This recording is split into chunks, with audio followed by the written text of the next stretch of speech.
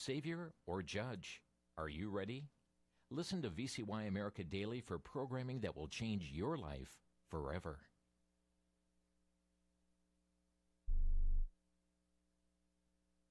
VCY America is KVCX Gregory and WVIW Bridgeport. Christian Information Radio. History was made on today's date. Stay tuned for an American Minute with Bill Federer.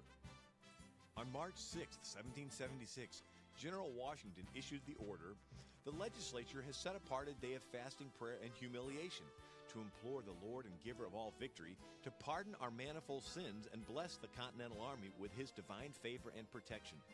All officers and soldiers are strictly enjoined to pay reverence to the Lord of hosts for his mercies and for those blessings which, upon our uprightness of life, can alone encourage us to hope through his mercy to obtain." Within days, Washington, using 50 captured cannons, forced the British to evacuate Boston. This has been an American Minute with Bill Federer. For a free transcript, call American Minute at 1-888-USA-WORD.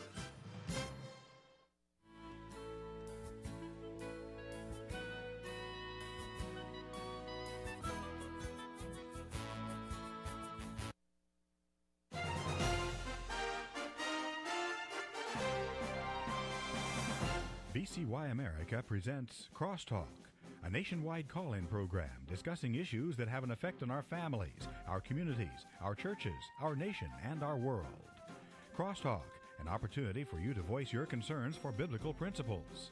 And now live by satellite and around the world on the internet at vcyamerica.org. Here is today's Crosstalk. And it's a Friday news roundup and comment program today here, coming to you from Crosstalk. Thank you for joining us. Thank you to Sandy for compiling so many stories, and Molly here on the phones today. Grateful for Dennis in the control room, and grateful for you listeners and the many stations across this network picking up Crosstalk. And friends, again, we'd encourage you to get behind the local station that brings you Crosstalk. Some of them owned by VCY, many are not, and your support of your local station, so very, very critical. These are interesting times in which we live. My, oh my, we've been observing what's been going on in the Middle East region. We've spent 3 full programs on that this week, though we may have some comments today. There's so much other news taking place that we want to be sure you're in the know of concerning as well, so that we might be better stewards of our time, our prayers, and again, recognizing the real need that there is in this life for us to be salt and light in a world that is decaying very, very quickly, a world that is in spiritual darkness, that's in need of the Savior. We're going to begin with what's happening in Washington as well. Yesterday, President Trump, this is from justthenews.com, urged Republicans to pass the Save America Act, this landmark election integrity and voter ID bill. And he posted on Truth Social, the Republicans must do with passion and at the expense of everything else the Save America Act and not the watered-down version. He said this is a country-defining fight for the soul of our nation. Senate Republicans have faced considerable nationwide pressure to approve the bill by using the talking filibuster. That's the traditional parliamentary mechanism by which the chamber may allow the opposing party maximum debate time on the floor in order to overcome the 60-vote threshold. By the way, if you want to reach out to your senators on this, you can do so. The Senate switchboard number is 202-224-3121. From townhall.com, it's been almost a month since the Democrats shut down the Department of Homeland Security, and Susan Collins and Katie Britt have put together a fact sheet detailing how the DHS shutdown is affecting us. They mentioned that many airports are taking longer TSA wait times. More than 50,000 agents and screeners who've been forced to work during the shutdown are set to miss their first full paycheck this week. FEMA in-person training at the National Fire Academy, National Emergency Training Center, the Center for Domestic Preparedness, and the National Disaster and Emergency Management University canceled. The FEMA Go system, which allows grantees to draw down funding offline because the personnel who would process requests are furloughed. Funding lapse also means that there's no new appropriations into the Disaster Relief Fund. The Coast Guard, military families start to face problems with housing and utilities as vendors who don't receive payments for utilities, leases, and base contracts could reduce or stop their support altogether. Reduced operations causes canceled patrols of the Coast Guard and canceled flights. Cybersecurity and Infrastructure Security Agency, CISA, over only 800 of more than 2,000 employees currently working as most of the workforce has been furloughed.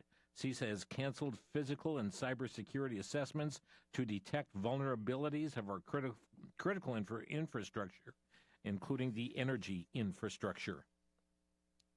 From Just the News, the House passed a bill Thursday to fund DHS, though it's assumed it will fail in the Senate. The House vote 221 to 209. News coming from the Western Journal. The illegal alien whom Democrats brought into the State of the Union address, well, it's turned up to that he's in sexual assault reports that involve juveniles, police have said. Marcelo Gomez de Silva, he was the guest of honor of Representative Seth Moulton of Massachusetts at the State of the Union address last week. That meant he was in the same chamber as the most of the members of Congress, the Supreme Court, the President of the United States, and many others. He was also, according to new allegations mentioned in several police reports involving sexual assault in minors. We don't know the full extent of that as of this point, but a shocking report. The illegal alien brought to the State of the Union address, turning up in these sexual assault reports that involved juveniles. From SlayNews.com, a Georgia father whose teenage son Colt Gray is accused of carrying out a deadly school shooting, convicted of second-degree murder and involuntary manslaughter after prosecutors argued that he ignored repeated warning signs and gave the boy access to the gun used in the attack.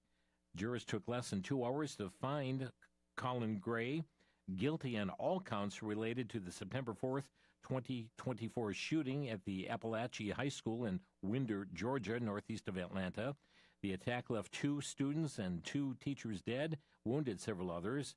He now joins a growing number of parents in the United States who have been held criminally responsible after their children carried out school shootings. Well, 2,000 2-year-olds will be enrolled soon in child care that will not cost their parents a penny. New York City Mayor Zoran Mandami and the New York State Governor Kathy Hochul announced this on March 3rd. And here's just a brief clip here from Mayor Mandami. Today is for parents of 2-year-olds in the neighborhoods that we have listed. It covers the neighborhoods that I've said, as well as parts of other neighborhoods that are covered within the school districts, the chancellor said. All that is required is that parents live within that school district, no matter the amount of money they make, the occupation they have, their immigration status. So long as they live there, they can apply. The application process will become open sometime in early summer. And then next year, we will be announcing additional neighborhoods and school districts that this will apply to. It will extend beyond these sets of districts. And one thing that I can tell you for certain is that it will also extend into Staten Island. Wow. Okay, so it doesn't matter what your immigration status is, and this will force taxpayers to cover illegal aliens. But folks, who think about this, universal free child care. Don't you wonder about the indoctrination that's going to go on there? I do. I mean, when we have seen a preschool in New York and other locations and kindergarten classes being schooled on the whole matter of certainly anti-ICE rhetoric that was taking place, they didn't come up on this with their own thinking. And universal free child care, 2,000 New York City 2-year-olds. Wow. Okay, let's also, by the way, his wife, the New York City mayor's wife, this is an interesting, from the Jewish Insider. The mayor, as he was campaigning, found himself the most radical anti-Israel elements of his leftist movement. He was distancing himself from them, but an examination of his wife's social media activity reveals that she liked multiple Instagram posts cheering on Hamas's October 7th, 2023 assault. Keep in mind, they saw nearly 1,200 Israelis and foreign workers killed, thousands wounded, 251 civilians and military personnel kidnapped, and numerous episodes of sexual assaults. And the mayor's wife, hit the like button. Israel National News reporting Israel has eliminated Rahman Makadam. He is the head of the Islamic Revolutionary Guard Corps Special Operations Department and was reportedly responsible for the assassination attempt on then campaigning Donald Trump ahead of the presidential election. WND.com says a transgender activist in the greater Seattle, Washington area was arrested for threatening to kill President Trump. 20-year-old Philip Wharton, biological male who goes by Sadie online, was indicted on 2 counts of threatening a federal officer. The Post-Millennial reporting a Pakistani national accused of plotting to assassinate U.S. political leaders testified Wednesday that Iranian intelligence agents pressured him to take part in the scheme, claiming that they directed him to target President Donald Trump and former President Joe Biden. Asif Merchant told a jury in Brooklyn federal court that he had no other options. He said, "My family was threatened." He claimed that to jurors. He's been charged with paying 2 undercover FBI agents posing as hitmen just $5,000 to carry out the assassination plot. LifeNews.com, Oregon Democrats voted for infanticide yesterday by blocking a bill to care for babies who survive abortion. They are refusing to guarantee them the same medical treatment given to any other newborn. From Liberty Counsel, they have filed a lawsuit in the Circuit Court of Bedford County, Virginia, against state election officials for failing to follow the state's constitutional amendment process when approving a pro-abortion amendment for the 2026 ballot. Liberty Counsel represents plaintiff Charla Bansley, who is a District 3 supervisor, and challenging the House Joint Resolution 1 that aims to establish a fundamental right to reproductive freedom in the Virginia Constitution. Bansley claims that the ballot initiative is invalid after discovering Virginia's House of Delegates missed several key procedural steps mandated by the Virginia Constitution. That case has been filed. Be praying for Liberty Counsel as they continue to litigate it. From the Daily Signal, Ohio's pro-abortion reproductive freedom amendment that was passed in 2023 has now been used to block a state law requiring the humane burial or cremation of aborted children. Last week's Ohio's First District Court of Appeals upheld a ruling against Ohio's SB 27 that mandated fetal remains be cremated or buried. The appeals court concluded that the plain language of the Reproductive Freedom Amendment constrains the state's ability to regulate all phases of an abortion, including conduct occurring after the procedure. The Ohio Right to Life Executive Director, Jim Schneider, declared it's a tragedy when a human body is treated like trash. Well, Planned Parenthood's been suffering from lack of funding. LifeNews.com tells us that facing a $100 million revenue shortfall, largely due to federal Medicaid reimbursement cuts, Planned Parenthood Marmonte, the largest affiliate of the national abortion business, has begun selling Botox injections and other cosmetic procedures to generate new income.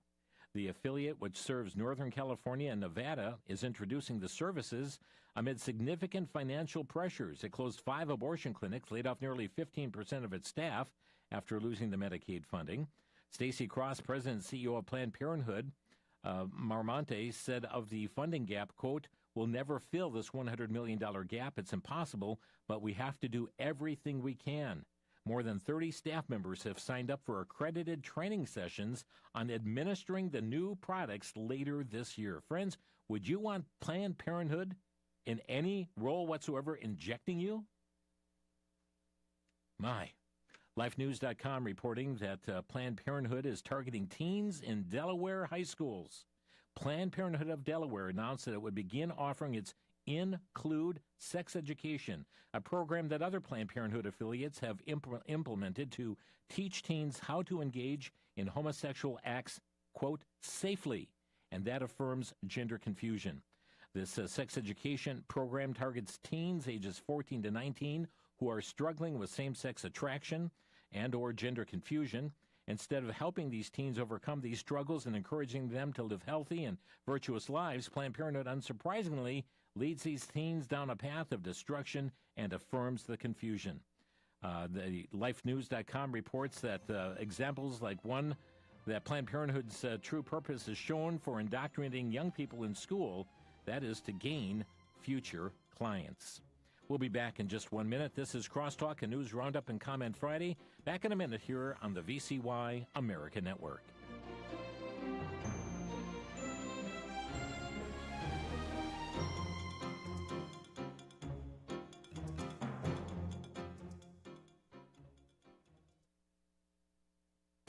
Back to Genesis with Dr. John Morris, scientist and creation seminar speaker with the Institute for Creation Research.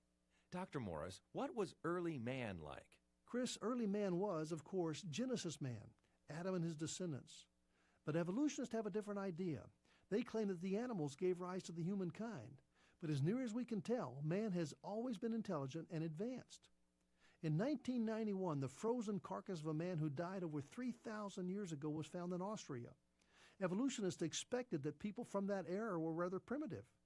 But this guy had a framed backpack, a copper axe, was carrying dried fruit and other foods, a fire starting kit, and a first aid kit. He had a bow made out of the best wood available. He was fully human. And that's the biblical view. Man was created in Genesis, descended from Adam and Noah, fully human from the start.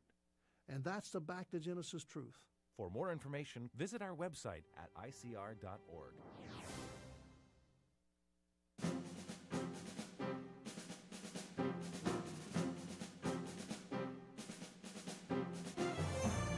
This is Crosstalk on VCY America, and friends, these stories really tell us how bad off we are.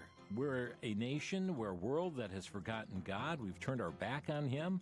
We see this over and over in cities, towns, countries, sadly, even churches. It's taking place. How badly it is that this world needs Jesus, and we've got to get back to the sound biblical preaching of God's Word. Continuing on with our news roundup in comment, LifeNews.com reporting Luxembourg's parliament has voted to enshrine killing babies and abortion up to birth in the nation's constitution.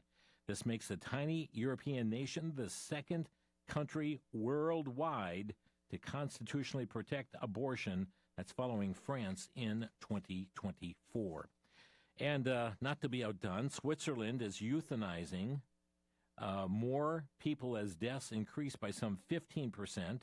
The Swiss Exit Suicide Group, LifeNews.com reports, published their 2025 death data indicating a 15% increase from 2024. An article published by Swiss Info March 2nd stated that 1,421 people made use of Exit Switzerland services in the German and Italian-speaking parts of the country. That's higher than in 2024, when 1,235 cases of assisted suicide were registered. And more women than men have used Exit to end their lives. Also a significant increase in the number of assisted suicide deaths of people who were not dying. WND.com reporting that it is being described as a watershed moment of parental rights. And that is the Supreme Court has, let me just cover this other story because it deals with euthanasia from not to be. Canada now euthanizing twice as many people as it did dogs in 2013. And the euthanizing of their 100th person in Canada is expected by June. But what they were euthanizing dogs back in 2013, more than double the number of people now. Okay, let's get to the WND.com article. It was being described as a watershed moment for parental rights. The Supreme Court has blown up for now a state scheme to secretly push transgenderism on children in school and hide the activism from parents who are responsible for the upbringing of these children. The Supreme Court has told California and every state in the nation in no uncertain terms, you cannot secretly transition a child behind a parent's back, explained Paul Jana, a lawyer at the Thomas More Center. The court's landmark reaffirmation of substantive due process, its vindication of religious liberty, and its approval of class-wide relief together set a historic precedent that will dismantle secret gender transition policies across the country, Jana said. Okay, also from LifeSiteNews.com, a federal appeals court has reaffirmed that Texas may enforce a 2023 law banning sexually explicit drag shows from venues where children may see them, allowing it to take effect after 2 years of judicial interference. The ADF Media, the Alliance Defending Freedom, and an Indiana court, make that an Indiana school district, has agreed to pay $650,000 to settle a lawsuit out of court brought by a music teacher after school officials forced him to resign for declining to refer to students using terms that were inconsistent with their sex, and that violated his religious beliefs. After almost 5.5 years, common sense has prevailed at Brownsburg, said ADF Senior Counsel and Vice President of U.S. Litigation David Cortman. He said the settlement confirms what the law has always said: public schools cannot force teachers to violate their religious beliefs. LifeSiteNews.com, the Missouri House of Representatives has passed a bill removing the expiration date for a law banning the participation of gender-confused individuals in youth sports in public and private schools up through college. Back in 2023, they passed such a law that would expire August 28th of 2027. The measure now passed the House, now moves to the Senate. It's under HB 1663 in Missouri. Geller report, the first openly trans lawmaker who was once celebrated as a historic political figure, now has pleaded guilty to federal child sex abuse charges involving children as young as 3 years old. Stacy Marie Lawton, a biological male who identifies as a woman, entered a guilty plea in a federal Boston court for charges related to their participation in the creation of child sex abuse material. He served as a Democratic state rep in New Hampshire until 2022, now facing up to 30 years in federal prison. Christian Post reporting a man in Malta who had faced more than 3 years of legal battles after giving his testimony about leaving homosexuality was found not guilty of advertising conversion practices by a Maltese court on Wednesday. This is, unbelievable. Here he was, he left the homosexual lifestyle, and because he shared about his leaving, he was accused of advertising conversion practices. He was slapped with a criminal charge in 2022 for allegedly discussing and promoting so-called conversion practices. It's a violation of Malta's Affirmation of Sexual Orientation, Gender, and Gender Expression Act. His charges emerged in response to a 2022 interview in which he discussed the uncertainty he felt regarding his sexuality and masculinity in his early years, which led to him to participate in same-sex relationships before becoming a Christian and repenting of such behavior. At no point did he invite anyone to attend therapy or change their sexual orientation or to change their gender identity, but after the interview, he, along with two journalists who conducted the interview, were prosecuted under the law against advertising conversion therapy. Can't even share your life story. No, if you want to tell how you got into homosexuality, that's fine, not how you got out of it. In his Facebook video after the ruling, he expressed gratitude and hopes that the precedent will protect others just like him throughout Europe. From the Washington Stand, the only hospital between Minnesota and Texas carrying out adult gender transition surgeries has decided to stop due to operational limitations and lack of surgical coverage, according to a statement that Vanderbilt University Medical Center issued last week. Scrutiny in 2022 over their provision of gender transition procedures led the Tennessee legislature to ban these procedures for minors, a law that ultimately prevailed at the United States Supreme Court's Scrimeti decision. So they say that they're going to continue the non-surgical, and I'm putting this in quote, their words, gender-affirming care for adults 19 and older. From Newsmax, the Trump administration no longer will financially cover cosmetic surgeries and cross-sex hormones for transgender federal prison inmates. That move cost taxpayers about $2 million, says the Bureau of Prisons. Let's see, Christian Post, New York Attorney General Letitia James' office is demanding that a Manhattan hospital resume the provision of puberty-blocking drugs and cross-sex hormones to gender dysphoric adolescents, which the hospital stopped after President Trump's administration threatened to withdraw federal funding.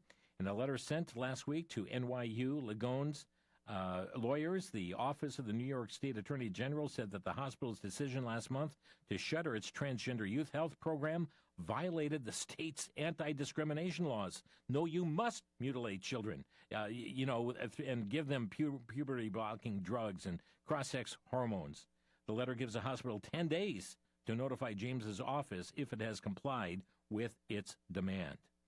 Let's go to the Washington Stand. Austin, Texas, has reached a $78,000 settlement with a fire department chaplain reportedly fired for saying that men should not compete in women's sports. The former Austin City fire chaplain, Andrew Fox, reached a favorable settlement with city officials. Everyone should be able to speak freely without fear of punishment just for expressing a view with which the government disagrees, says ADF Senior Counsel Hal Frampton. Up in Canada, though, things are different. MSN.com reporting in a decision issued Wednesday, the British Columbia Human Rights Tribunal has ordered former Chilliwack Board of Education trustee Barry Neufeld to pay $750,000 for purportedly discriminating against trans-identified teachers and staff in the school district by expressing opposition to efforts to push gender confusion and by expressing on social media his belief in the scientific reality that there are only two sexes. The tribunal claims the astronomical fine is justified to compensate the LGBT-identified district employees for injury to their dignity, feelings, and to their self-respect. Daily Signal telling us Colorado Democrats have filed a bill that would make it the first state to decriminalize prostitution, and critics warn that the bill would make the Centennial State the Wild West for purchasing sex and lead to an increase in human trafficking. While some rural areas have legalized prostitution in Nevada, the entire state has not done so. Also, Maine decriminalized the selling of sex but not the buying. But this is going on right now in Colorado. Those listening in Colorado, it's Bill SB 26-097. At the UN, CFAM is reporting that a children's book fair is on display at the headquarters in New York. This week, several of the books promote gender ideology, normalize polyamory and surrogacy, and instill a sense of panic about climate-related catastrophe. Okay, WND.com. U.S. Representative Jasmine Crockett now alleging that Republicans rigged the election in connection with her loss to Texas State Rep. James Tellerico in the Democratic primary for U.S. Senate. That's in Texas. Unfortunately, this is what Republicans like to do, she said. And so they specifically targeted Dallas County, and I think we all know why, she told supporters. She was apparently upset about a rule change requiring voters to cast ballots at their assigned precincts instead of voting at any polling location of their choice. That's another way of shutting down fraud, isn't it? Forcing you to vote at the place where you are registered, your precinct. Oklahoma trying to hit the brakes on medical marijuana. This is from the Washington Stand. As more and more states and the federal government continue to deregulate marijuana, one state is moving to reverse course and shut down a sprawling medical marijuana industry that's contributed to a sharp rise in teen drug use, addiction, and serious health problems, as well as drug cartel activity, human trafficking, and foreign influence. Last month, Oklahoma Governor Kevin Stitt called for voters in the Sooner State to pass a referendum to shut down the medical marijuana industry in the state that has been first legalized in 2018 before he became governor. If successful, Oklahoma would be the first state in the nation to repeal the legalization of medical marijuana. Friends, it just totally throws a state, it just upends a state once that takes place. The slippery slope has begun. This coming also from the Washington Times. Texas Attorney General Ken Paxton said Thursday he will drop out of the Republican Senate runoff against incumbent John Cornyn if the upper chamber, that is the U.S. Senate, can find a way to pass the federal voter ID measure that's been stalled for weeks. Very interesting there. Let's get back to New York. The Daily Signal telling us that the Manhattan District Attorney Alvin Bragg will not pursue assault charges against a 27-year-old man arrested for allegedly throwing snowballs at New York City police officers. In the video, a group of people appeared to hurl these large snowballs at the NYC police and reportedly injured some officers. The president of the Police Benevolent Association said to CBS News New York that officers were hit with ice and rocks mixed with the snow.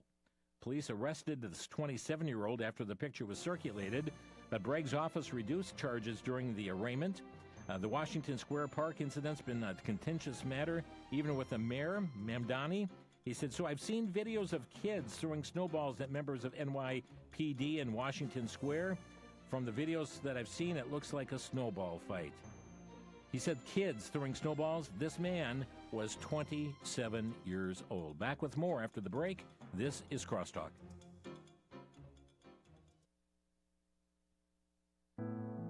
In the Christian life, and especially if you're in ministry, you will suffer trials that sap your strength and cause you to ask, will I survive?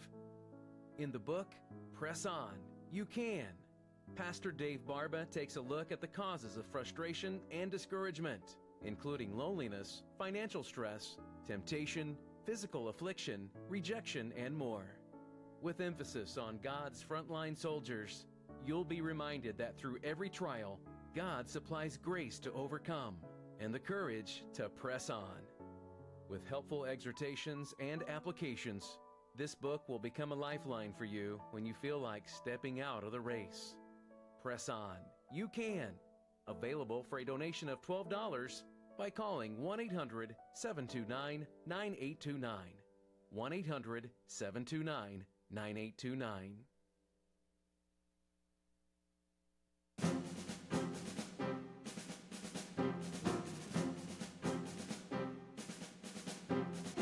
Well, we've got a lot to get in on this quarter-hour news roundup program today. The next segment, I should say. Several audio clips I'd like to play for you as well. This from Just the News. High-profile fatal accidents on America's highways involving semi-truck drivers with limited proficiency in English have led to a nationwide effort to crack down on the issuing of commercial driver's licenses to such drivers. Statistics from the Wyoming Highway Patrol show that how widespread the problem is. Out of the 16,676 inspections on commercial vehicles, 676 resulted in violations where drivers failed the interviews because they were not proficient in the English language. WND.com, a defendant who ran an autism center in Minnesota, taking in millions of taxpayer dollars intended for social services programs to help children, pleaded guilty in a $6 million fraud scheme. This is, he was only 22 when the scheme was launched. Previous reports have confirmed that the schemes often would operate. He claimed investors helped him set up these businesses. In reality, these hundreds of autism centers actually allegedly provided few or no services at all, yet they submitted paperwork claiming reimbursement for thousands of hours of services to hundreds of children. Now, it's being reported here by the Daily Signal, Minnesota Governor Tim Walz was aware of the widespread welfare fraud in the state for years and reportedly failed to act, alleges a congressional report released Wednesday. Walz and the State Attorney General Keith Ellison testified Wednesday about the $9 billion scandal before the House Oversight and Government Reform Committee. I want to play you a couple clips from this committee. This one is Congresswoman Mace grilling Governor Walz on this matter. Listen to the numbers she's talking about as well, but she starts out in a very interesting way. What is a woman? Have you learned that lesson? Do you know what a woman is? I'm the governor of Minnesota, Congressman. Do you know what I'm not here to be your prop for your obsession. So I if you taught can't middle school define your what obsession. a woman is, you certainly can't define what fraud is. If you can't even define what a woman is, you can't define fraud. How much money was spent on autism in Minnesota in 2017, Governor? I don't have those numbers in front of me, Congresswoman. Did you prepare for this hearing today? Did you do any preparation I take for this Congress hearing today? seriously. And you've seen the numbers about autism fraud in Minnesota. So we're going to do some Minnesota math with you today, okay? Are you ready? How much money was spent on 2017 for autism in Minnesota? How much? I don't know. I wasn't the governor. Okay. Did you not just say that you prepared for this hearing today? $1 million, okay? A quick Google search or using your AI could tell you $1 million was spent. How much money was spent on autism in Minnesota in 2024? I don't have the number in front of me. As Were you governor in 2024?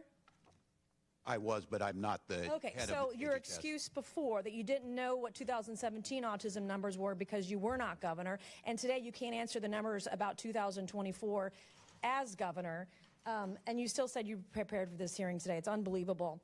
$343 million. Wow. $343 million in 7 years. It was $1 million back in 2017. Well, he also got a grilling from Representative Jordan. Governor, who's Casey Magan? I don't know who Casey Magan is. Well, I'll tell you. Mr. Magan is a Somali American and a fraud investigator in the guy beside you's office, in the Attorney General's office. And here's what he said.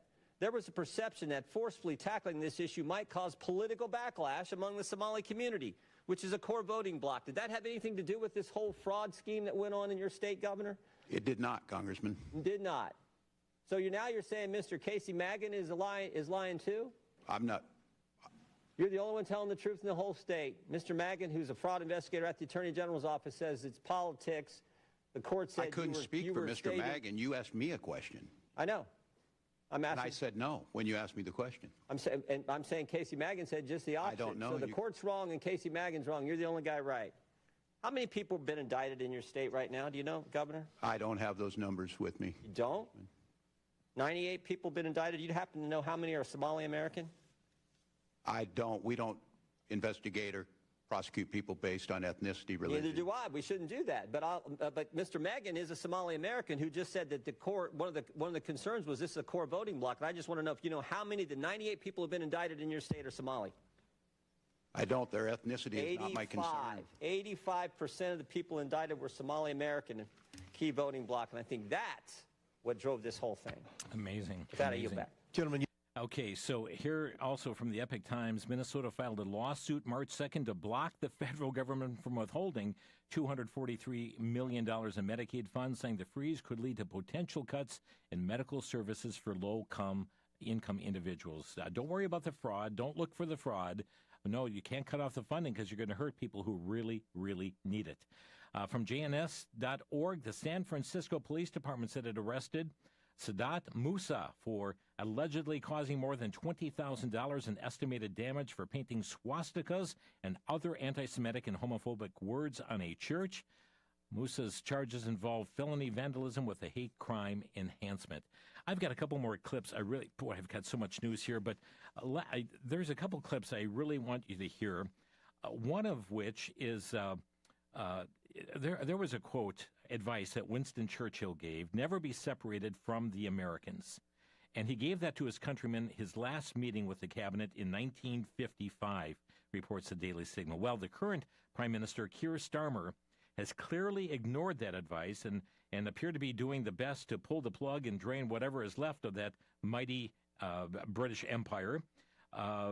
President Trump is not happy with him for his decision to restrict U.S. access to launching strikes from the Diego Garcia base. Also, Starmer ended up reversing his decision, though, after Iran attacked a British military base in Cyprus. But I want you to hear this monologue by a British journalist. Her name is Alex Phillips, outraged by the leadership that's coming from Starmer. Here's what she had to say. It horrifies me to read that. And Jake is right. Our amazing armed forces deserve all the credibility. They deserve good resources. They deserve to have our full support. They deserve to be protected, for crying out loud. We were exposed out there. We knew that there was going to be war in that region, and we have left them undefended. And now France and Greece are having to run to our rescue. Do you know what? I've got a message, not just for this Prime Minister, but all of you, for the past 20 years. You have been self-indulgent. You have been naive. Your policy principles have had totally the wrong priorities. It's been about keeping your seats, gaining your seats, pandering to communities who will never vote for you, who do not have our interests at heart. heart. You didn't stop those pro-Palestine marches. You didn't prescribe the Muslim Brotherhood. You didn't prescribe the IRGC. You were weak in support of Israel. You have sabotaged our self-sufficiency when it comes to energy production, concreting those oil wells, banning exploratory drilling in the North Sea. What on earth do you think you're doing? You're domestic terrorists. You're sabotaging this nation. You're compromising food security by attacking the farmers. Well, guess what? When international maritime shipping routes close down, food can no longer reach our island. Everything that this government and, quite frankly, previous governments have been doing for far too long now has been pathetic. It's been weak-willed. It has had its eye off the ball. It has been narcissistic. It's been about looking good in public, and at the same time, you have put Britain in a desperately precarious situation. You've flooded this land with foreign enemies. You have not secured our borders because of a pandering to out-of-date, not fit-for-purpose international law and treaties that belong in the dustbin of history, that defend our enemies and straitjacket our ability to defend ourselves. You have bowed down at the altar to every single dangerous, perilous, pathetic and weak woke ideology out there, filling up your shopping cart, showering yourself in faux moral glory. Well, look at where we are now. We're not able to defend our RAF base. We are completely out of the picture, not trusted by our allies. In fact, they're having to rush to our defence. We've got the highest energy prices in the world, and guess what? With the cost of gas going up 90%, we're going to be hit hard. Qatar, the one person who was supplying us with liquefied natural gas, well, they're not going to be able to anymore. And are we self-sufficient? Are we resilient? No, because everyone who's been in power just thinks war is a distant thing that won't happen to them. What is more important is rainbow lanyards and pronouns. You're pathetic. Look what you've done to this country, the lot of you, for crying out loud. Right, got that off my chest, didn't I? Got that off my chest, didn't I? Wow. Well, that was the British journalist Alex Phillips with that. And there's one other clip I'd like to play for you today. We're watching, and this deals with Iran, the newly resurfaced video of Marco Rubio back in 2015, right when Barack Obama was put forth this Iran deal. Marco Rubio took to the floor and warned about what that deal would do. Listen in. Tennessee would like to close on this matter. I think everything that needs to be said about the details of this deal have already been said. I do want to be recorded for history's purposes before I know what is going to happen in regards to this if it goes through. Iran will immediately use the money that it's receiving in sanctions relief to begin to build up its conventional capabilities. It will establish the most dominant military power in the region outside of the United States, and it will raise the price of us operating in the region. They're going to build anti-access capabilities, rockets capable of destroying our aircraft carriers and ships, continue to build these swift boats that are able to come on us, these fast boats that are able to swarm our naval assets. And they'll make it harder and harder for U.S. troops to be in the region. They'll also work with other terrorist groups in the region to target American servicemen and women. And they may or may not deny that they're involved, but they will target us and raise the price of our presence in the Middle East until they hope to completely pull us out of that region. They'll also continue to build long-range missiles, missiles capable of reaching the United States. Those are not affected by this deal, and they'll continue to build them as they've been doing. And then at some point in the near future, when the time is right, they will build a nuclear weapon. And they will do so because at that point they will know that they have become immune, that we will no longer be able to strike their nuclear program because the price of doing so will be too high. This is not just a work of imagination. It exists in the world today. It's called North Korea, where a lunatic possesses dozens of nuclear weapons and a long-range rocket that can already reach the United States. And we cannot do anything about it. An attack on North Korea today would result in an attack on Tokyo, or Seoul, or Guam, or Hawaii, or California. And so the world must now live with a lunatic in possession of nuclear weapons. And this is the goal Iran has as well, to reach a point where they become immune to any sort of credible military threat because the price of a military strike would be too high. And then they become an established nuclear weapons power. And never in the history of the world has such a regime ever possessed weapons so capable of destruction. Iran is led by a supreme leader who is a radical Shia cleric with an apocalyptic vision of the future. He is not a traditional geopolitical actor who makes decisions on the basis of borders or simply history or because of ambitions. He has an religious apocalyptic vision of the future. one that calls for triggering a conflict between the non-Muslim world and the Muslim world, one that he feels especially obligated to trigger. And he's going to possess nuclear weapons. This is the world that we are on the verge of leaving our children to inherit. And perhaps we ourselves will have to share in it. And so I want to be recorded for history's purposes, if nothing else, to say that those of us who opposed this deal understood where it would lead. And we are making a terrible mistake. And I fear that a passage of this deal will make it even harder for us to prevent it. And I hope that there is still time to change our minds. But here's the good news. Iran may have a supreme leader, but America does not. In this nation, we have a republic. And soon we will have new leaders, perhaps in this chamber, but also in the executive branch. And I pray that on their first day in office, they will reverse this deal and reimpose the sanctions and back them up with a credible threat of military force, or history will condemn us for not doing what needed to be done at this critical moment in the world's history. Marco Rubio in 2015 warning about the Iran deal. Look where it has taken us today. Let's open our phone lines, and our number to Crosstalk, 800-733-9829. 800-733-9829. We'll be right back. For the Worldview Report, I'm Brennan House. Our website's worldviewtube.com. Well, America and Israel have gone now after Iran, and the regime seems to be falling very quickly. But this could go on, some experts say, for weeks or months. But it's interesting to note how Iran is now going after other Muslim nations, attacking them as well. Will this cause many of those nations that once leaned toward Iran now to back away from the hardliners? And if so, how will this lay the foundation for the Abraham Accords? How will this allow for the coming age of peace? One that President Trump is working on with his International Peace Board, but also something that seems to be implied in Daniel chapter 8 and other places, that the Antichrist, and we don't know who that is yet, will come in riding on the platform of peace. It's a false peace before he himself turns to war in order to establish his New World Order. But certainly the stage is set for Bible prophecy to be fulfilled.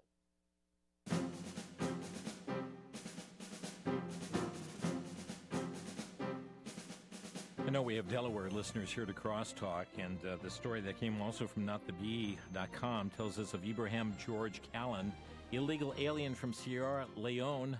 Visitor visa expired in 2024, but was arrested while training to be a Delaware County Prison Corrections Officer, and was charged by police for rape, involuntary deviant sexual behavior, sexual assault, aggravated indecent assault, false imprisonment, indecent assault.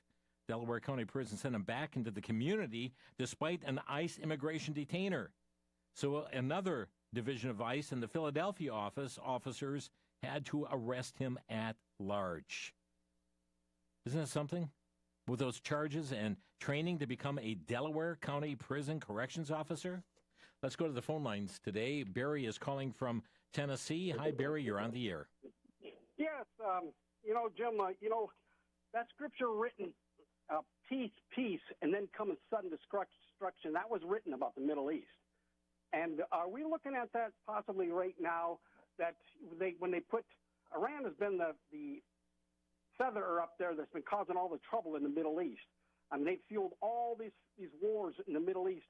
And when they get put in check, is there going to be such a false security in that people are going to lay down and they're going to think that there's nothing going on in that, and then come at sudden destruction? The Bible says, look up, for your redemption draweth nigh. I think, it don't take you very far to look around to see all the troubles that have been going on and how much Scripture's been being fulfilled in that. I mean, are we on the precipice of the Lord's coming? I mean, people are complacent right now, not just signing up for me. Yeah, thank you, Barry, for your thoughts on that. Indeed, there is going to be that time when people are lulled thinking that there is peace, but sudden destruction is going to come. And I believe we are fast nearing the time of the Lord's return. We don't set dates. We don't know the date. We don't know the hour, but we know he is going to come back. And certainly, as it was in the days of Noah, we can see many, many parallels. Thank you for the call. Paul from Cameron is calling. You're on the air.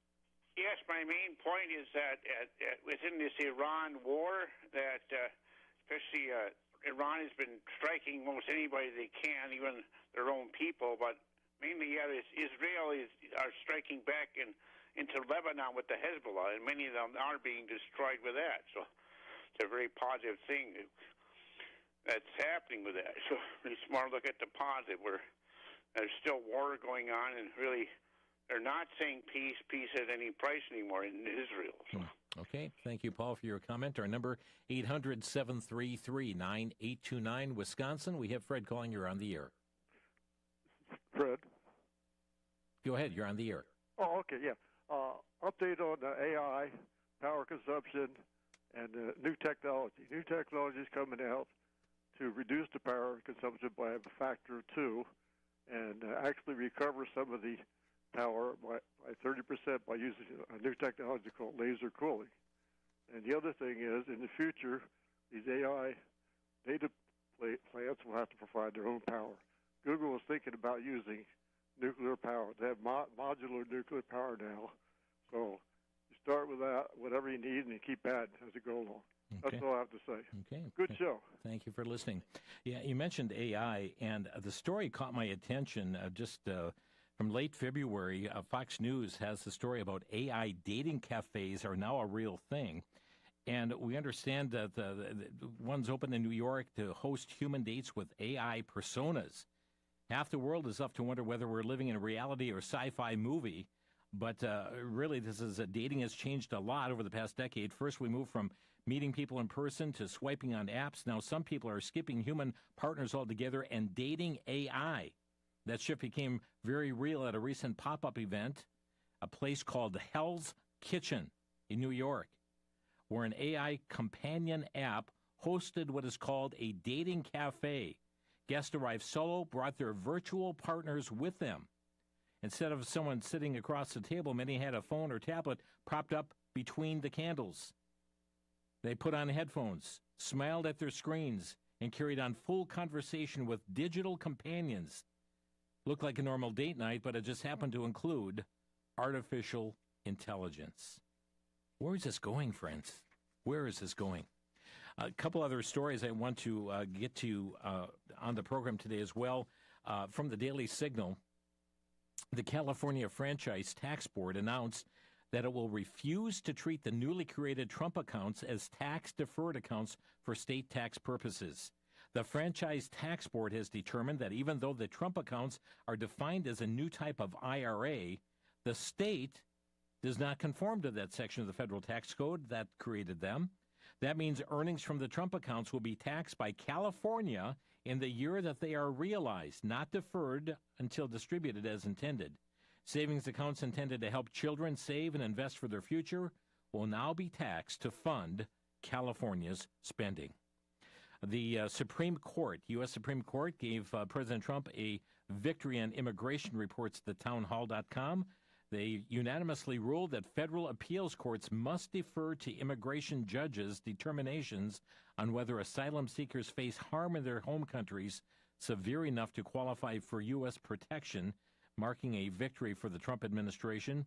It's expected to streamline the asylum process and block common tactics used by applicants and their attorneys to delay removal from the country. By the way, things are taking shape with Venezuela. Townhall.com reporting the U.S. and Venezuela's interim authorities have agreed to reestablish diplomatic and consular relations. According to a statement released just yesterday by the State Department, the change will help promote stability, economic recovery, and advance political reconciliation in Venezuela. And very interesting that is taking place. And Just the News reporting that President Trump Wednesday applauded the acting leader of Venezuela, Delcy Rodriguez, for working with the U.S. to expand oil production and lessen tensions between Caracas and Venezuela. And Axios even reporting that Venezuela's state-owned mining company on Monday inked a multi-million-dollar deal to sell as many as 1,000 kilograms of gold destined for U.S. markets. Two sources familiar with that said. Let's see. Brad in West Dallas, we've got 30 seconds. Go ahead. Hi, Brother Jim. I just wanted to point out that Marco Rubio's speech was really on the money. Yes. And we got a really bitter taste of what might happen when 2020 rolled around. And 4 years of it, anything goes. Yeah. And we better do some praying and voting for the right people or else it could happen again and follow through this time. Brad, thank you for the comment. You spoke rather prophetically back then because it has come out exactly pretty close to what he warned about that taking place. Thank you, Brad. We're out of time on the program. Thanks for joining us today. By the way, it is Friday, and the Lord's Day is coming. I trust you'll be in a Bible-believing, Bible-teaching local church. Thanks for listening. You've been listening to Crosstalk via satellite and the internet from VCY America. Views expressed may or may not be those of this station. For a CD of today's program, send a donation of $6 or more to VCY Tape Ministry, 3434 West Kilbourne Avenue, Milwaukee, Wisconsin, 53208, or download by RSS or podcast from crosstalkamerica.com. And join us again for Crosstalk.